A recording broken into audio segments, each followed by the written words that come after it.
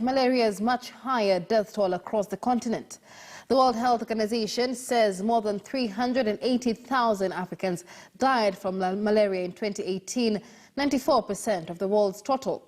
In contrast, Africa has so far confirmed about 1,200 deaths from the spreading coronavirus. Health experts agree COVID-19, the disease caused by the coronavirus, must be stopped from overwhelming already weak African healthcare systems, but they worry the focus on infection could roll back progress against malaria.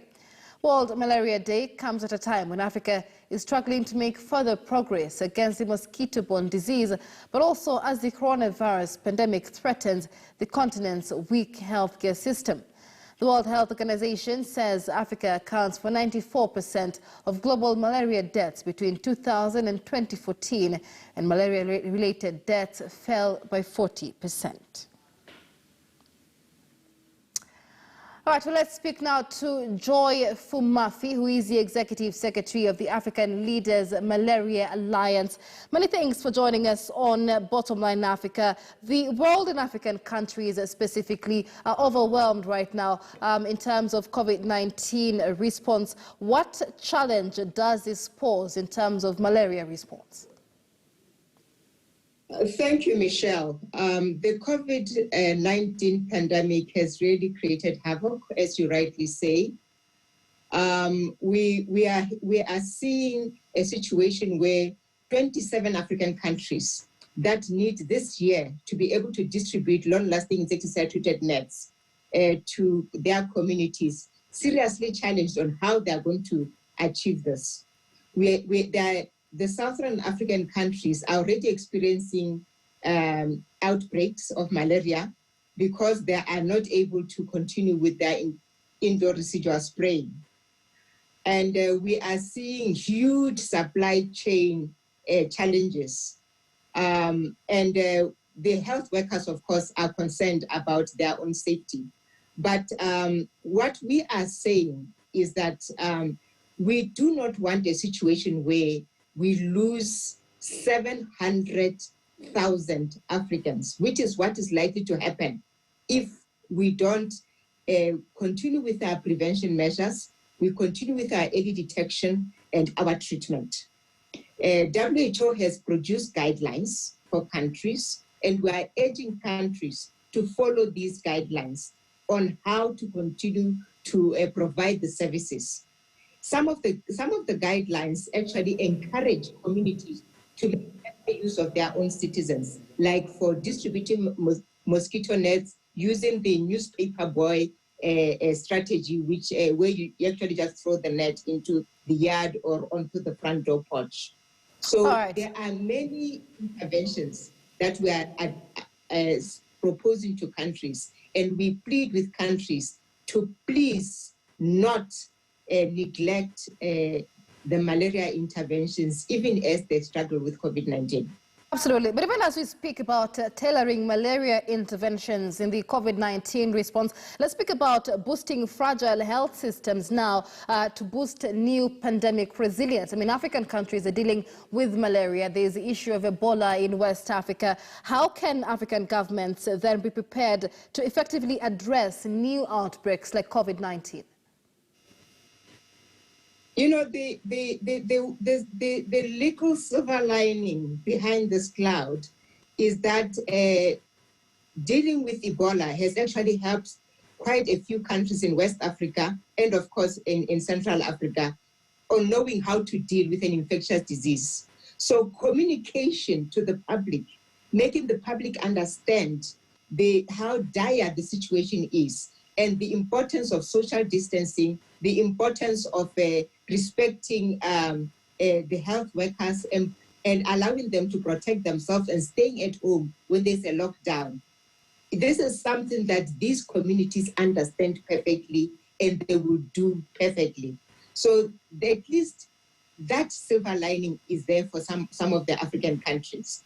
But what is absolutely important is that development partners must reorient their development assistance so that the development assistance can be focused more on strengthening the health systems so that, as you can say, as you are currently saying, African countries can be able to cope with both the COVID-19 and the other diseases and that plague the continent. Now, that's the bigger question, Joy. That's the bigger question, because we've seen advanced healthcare systems in Europe struggling under the weight of COVID-19. This pandemic has tested the resilience of health systems, especially in Africa, where health systems have been described as fragile. Do African countries have the capacity to cope with COVID-19 and still offer undisrupted access to healthcare services, especially for malaria? We don't have the capacity, which is why I'm saying we need support from our development partners. But we also need the private sector in Africa to stand up, to step up to the plate and to partner with the government in combating this epidemic. The supply chain issues, for example, can best be handled by the private sector. And we need communities as well to stand up. If you look at indoor residual spraying for malaria, if you look at the distribution of insecticide-treated nets that I told you about, it does not need professional healthcare workers, but it needs volunteers, people from the community who can be trained on how to do this so that they can take the burden off, the weight of the traditional healthcare workers. What I'm saying here is that all of us have to step up to the plate. We do not have a choice. So it's not a question of whether or not we can cope with it. It is, we have to cope with it. We do not have a choice. And perhaps just to drive the point home, it is clear that malaria endemic countries must minimize any disruptions of malaria prevention and treatment. But what is the potential impact of health service disruptions on the burden of malaria? The potential impact is massive. We know, for example, that if we do not do the distribution of LLINs, long-lasting insecticide-treated nets, what is going to happen is that, as I said earlier on, WHO has done an assessment and they predict that we'll have 700,000 deaths this year from malaria. Now, what we are saying is that malaria has got some of the symptoms that could be associated with COVID-19, like a fever, for example.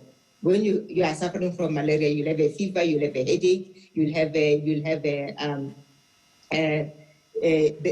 some of the conditions that are currently associated. Perhaps not the cough, but you'll have some of the conditions that are associated with COVID-19. But what we are finding is that some countries are actually short of rapid diagnosis tests. They are short of medicines for malaria. And we are urging and pleading with countries like India that manufacture the long-lasting insecticide nets, that manufacture insecticides, that manufacture the rapid diagnosis tests, that manufacture the ACTs, the treatments, to please continue the manufacturing and even under these conditions, to give it priority and to continue to export these to Africa.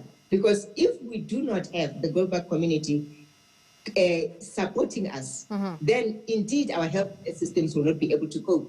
But for our systems to cope, we need to have the support of the global community. And these are some of the things that the global community could do to support us. Right. Joy, let's speak about country-specific malaria response, because countries, of course, from the World Health Organization guidelines should be prepared to protect healthcare workers, but protection of clients and patients is also rather paramount. And in a continent where information is scanty, there are those who are even afraid of going to hospital because, the belief that if I go to hospital, I will likely contract coronavirus from the hospital.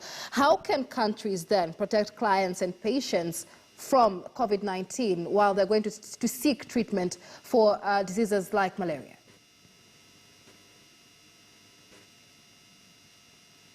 Well, what I said earlier on about the need for us to listen to what the medical experts are saying and to follow their guidance is extremely important.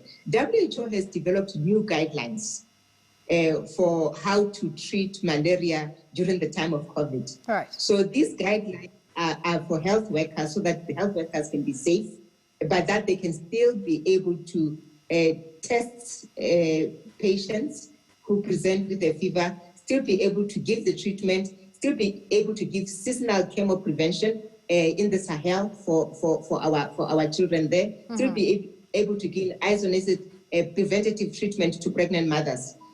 There are guidelines on how to do this safely. Now, of course, we have a serious shortage of the equipment, the PPE, the personal protective equipment for the health workers in Africa. Right.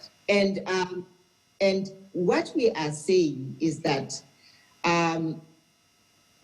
governments, and donors and partners, when they make this PPE available, they must not just look at purely the treatment of COVID-19. They must look at the fact that when you deliver some of the other essential healthcare services, you, as a healthcare worker, you may need the PPE in order to be able to prevent the child who perhaps is not going to die of COVID-19, but prevent them from dying from malaria. Right. All right. So, yes, Africa needs a lot of support. Okay, many thanks. I believe that this is an opportunity for us to strengthen Africa's health systems once and for all, so that next time we have a crisis like this, we are not in a situation where the continent cannot protect itself. Absolutely. And we have to find it within ourselves, whether we're the private sector, the public sector, members of the public, to play our role. Everybody must play their part. Many thanks. That is Joy Phumaphi. She is the Executive Secretary of African Leaders Malaria Alliance, speaking to us just a day before World Malaria Day, which is celebrated every year on the 25th of April. In other news,